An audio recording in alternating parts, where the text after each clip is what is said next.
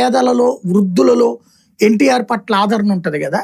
ఎన్టీఆర్ మీద ఆదరణతో తనకి వ్యతిరేకం కాకుండా ఉండడానికి ఒక వ్యూహాత్మక అడుగు వేశారు. ఏకంగా 200 30 రూపాయలు ఎక్కడ 200 ఎక్కడ 170 రూపాయలు పెరిగినట్టు డబుల్ లెక్కేసుకోవాలన్నమాట. అత్యధిక పెరుగుదలే అది భారతదేశంలో అంత స్థాయి ఎవరూ చేయలేదు. తర్వాత చంద్రబాబు గారు అయితే ఆ తర్వాత మళ్ళీ పెంచల. ఆయన 2004 దాకా అధికారంలో ఉన్నారు కదా. 2004 దాకా కూడా 200 రూపాయల పెన్షనే ఉంది. అది అప్పటికి ఎక్కువ లెక్కనే కనిపించేది అనమాట. ఆ తర్వాత వచ్చిన రాజశేఖర రెడ్డి ఏం చేశాడంటే పాదయాత్ర సందర్భంలో ఈ పెన్షన్ చాలట్లేదు అన్నారు. ప్లస్ పెన్షన్లు అందరికీ అందట్లేదు, కేవలం కొంతమందికి మాత్రమే అందుతుందన్నారు ఒక ఊర్లో. కాబట్టి ఆ పెన్షన్ నేను అందరికీ అందుబాటులోకి తెస్తాను అని ప్రకటించి ఆ 200 రూపాయలని 400 రూపాయలు చేశాడు రాజశేఖర రెడ్డి. ఆయనకి ఒక అదృష్టం కలిసి వచ్చింది ఏంటంటే అప్పట్లో కేంద్ర అంటే ఈ సామాజిక భద్రత పెన్షన్ మొత్తం మనం ఇవ్వం, కేంద్ర ప్రభుత్వం ఇస్తుంది. ఆ కేంద్ర ప్రభుత్వం పెంచడం అన్నటువంటిది ఇక్కడ రాజశేఖర రెడ్డికి ఉపయోగపడింది. రాజశేఖర రెడ్డి దాన్ని ఏం చేశాడు, 400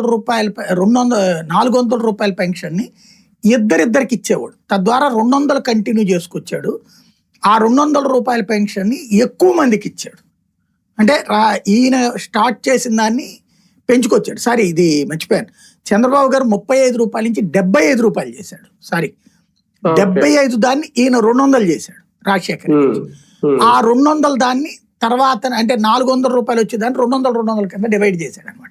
35 నుంచి 75, 75 నుంచి 200 రూపాయలు అనమాట. ఈ 200 రూపాయలు రాజశేఖర రెడ్డి ఉన్నంత వరకు అదే జరిగింది. తర్వాత వచ్చినటువంటి రోసయ్య, కిరణ్ కుమార్ రెడ్డి కూడా అదే అమౌంట్ కంటిన్యూ చేసుకొచ్చారు.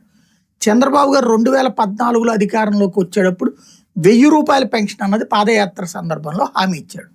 అది నిలబెట్టుకున్నాడు. 1000 రూపాయల పెన్షన్ ఏకంగా డబుల్ అయిపోయింది కదా. అది భారీ స్థాయిలో వచ్చినాయి పెన్షన్లు. ఆ తరువాతన మళ్ళీ చివరిలో జగన్మోహన్ రెడ్డి పాదయాత్ర సందర్భంగా 2000 రూపాయలు నేను వస్తే అధికారంలోకి ఇస్తానన్నాడు, డబుల్ అమౌంట్ అన్నటువంటి. అది చూసినటువంటి చంద్రబాబు నాయుడు గారు వెంటనే తనే 2000 ఇవ్వడం బిగిన్ చేశారు.